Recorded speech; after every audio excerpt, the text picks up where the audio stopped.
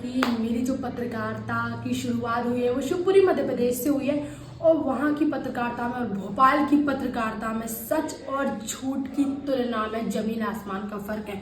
शिवपुरी का पत्रकार गरीब भी है और समझदार है, वहाँ का पत्रकार थोड़ा मैच्योर है। मुझे लगा कि मैं राजधानी में जाऊँगी, बड़े पत्रकारों से मिलूंगी, बड़े चेहरों से मिलूंगी, ऐसा कुछ नहीं है। मैंने जो पत्रकारिता देखी वो शिवपुरी लेवल की पत्रकारिता में छोटा छोटा पत्रकार से खबर के लिए, लोगों की सहायता के लिए पत्रकारिता करता है। लेकिन भोपाल का कई पत्रकार, मैं सभी पत्रकारों को नहीं गिनूंगी, लेकिन कई पत्रकार, कई बड़े बड़े बैनर्स के पत्रकार, रेपुटेड बैनर के पत्रकार, जब जो सीएम से या जिस भी पार्टी से अपने प्रचार के लिए पैकेज लेते हैं और फिर वो भीड़ में निकल पड़ते हैं, जनता को मोहरा बनाते हैं, लड़कियों को मोहरा बनाते हैं, धर्म को मोहरा बनाते हैं।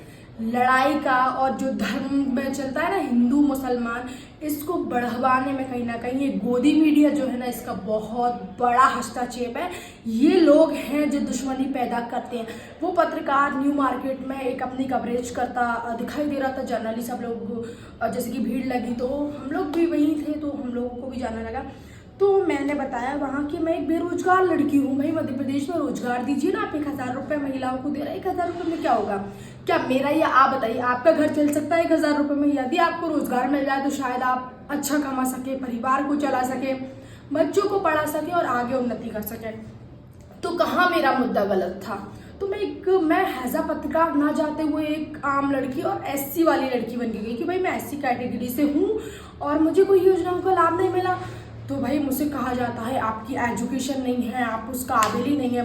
क्या मुझे वो गोदी मीडिया या वहाँ खड़े हुए बीजेपी के 4 चमचे वो मुझे मेरे एजुकेशन का सर्टिफिकेट देंगे कि मैं एजुकेटेड हूँ या नहीं हूँ? मैं जर्नलिज्म में एजुकेटेड हूँ, I am doing mass communication in Makhanlal university. तो यही है हमारे देश में, यही है कि यदि कोई सच बोलता है या मुद्दे की बात करता है, उसकी आवाज़ को दबा दिया जाता है।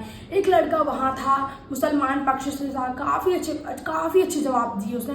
वो वेल एजुकेटेड बंदा था, उसने ओनली एजुकेशन पे जवाब दिए कि मुख्यमंत्री को ये करना चाहिए, मुख्यमंत्री को ये योजनाएं देनी चाहिए, युवा ये चाहता है, युवा की सोचिए।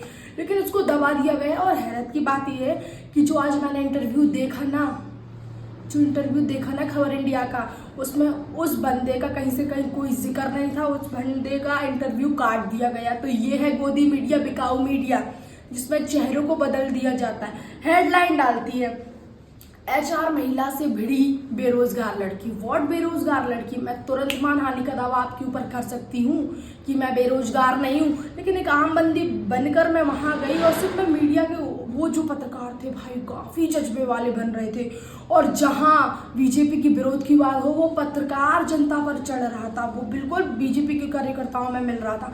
आप पत्रकार हैं, आप देश के चौथे स्तंभ में काम कर रहे हैं, आपको अधिकार नहीं है इस प्रकार की हरकत करने का, वो भी ऑन मंच। आप किसी बैनर को रिप्रेजेंट कर रहे हैं, है ना? आप किसी नेता को सपोर्ट नहीं कर रहे हैं, आप किसी नेता के कार्यकर्ता नहीं है, आप किसी नेता के सोशल मीडिया पर बाहरी नहीं है ना? आप कैसे क्वेश्चंस कर रहे हैं? यदि मैं इंसानियत की बात कर रही हूँ, मैं देश की जनता की बात कर रही हूँ कि महिला बेरोजगार है, वो रोजगार चाहती है, नहीं चाहिए भीख में 1,000 रुपये। क्या गलत कहा मैंने? महिलाओं को रोजगार दो ना, और 1-2 महिला को, चलिए 20% महिलाओं को रोजगार मिल गया, तो जो 80% है बैनर्स की बात करते हैं। भाई भोपाल में बड़े बड़े बैनर लगे हैं, मैं हूँ शिवराज का परिवार, मैं हूँ शिवराज का परिवार। कई मीडियाओं ने इसकी छानबीन पर गए ना, तो जिन महिलाओं के फोटो लगे हुए हैं ना, वो एक्चुअल में है ही नहीं, उन्हें उस योजना का लाभ ही नहीं मिला। कहीं से भी फोटो उठाकर उस बैनर में चिपका दिए जाते हैं। तो क्या ये सारी चीज़ें सही हैं? अगर इस पर बात करें तो ये बिकाऊ मीडिया, गोदी मीडिया चढ़ बैठती है।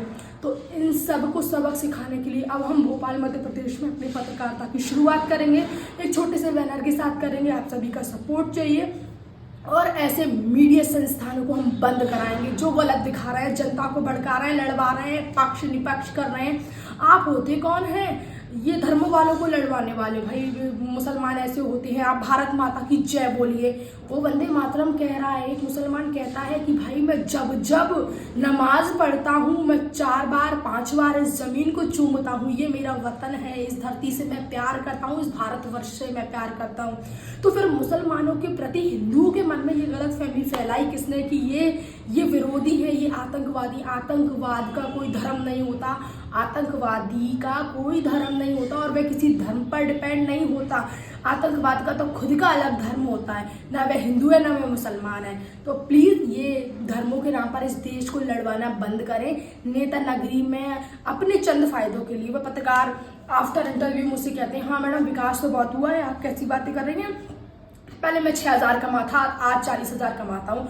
मैं कहा बिल्कुल सर, आप वही दल्ले पत्रकारों में से हैं जो आगे चल के बहुत कुछ कमाएंगे। जनता का कोई भी बस यूट्यूब पे उठाई वीडियो डाल दी, एडिट कर दी, कॉपी पेस्ट कर दी और दिखा दी, जनता को मूर्ख बना रहे हैं आप। उसी पर जवाब है मेरी ये वीडियो, उसी पर जवाब है मेरी ये वीडियो खबर इंडिया के लिए कि ये बिल्कुल गलत है, ऐसे पत्रकारों को रखना गलत है। क्यों आप अपने एक रेपुटेड बैनर को बदनाम कर रहे हैं, क्यों कर रहे हैं? एजुकेशन की बात कीजिए, एजुकेटेड की बात कीजिए, एक समृद्ध भारत की बात कीजिए, एक समृद्ध मध्य प्रदेश की बात कीजिए। क्या आप ये चुनावी मुद्दों में जनता को लड़वा रहे हैं, जनता से गलत क्वेश्चन कर रहे हैं और जहां जनता सच बोल रही तो आपके पत्रकार उनके ऊपर बन बैठते हैं? व्हाट, क्या है ये?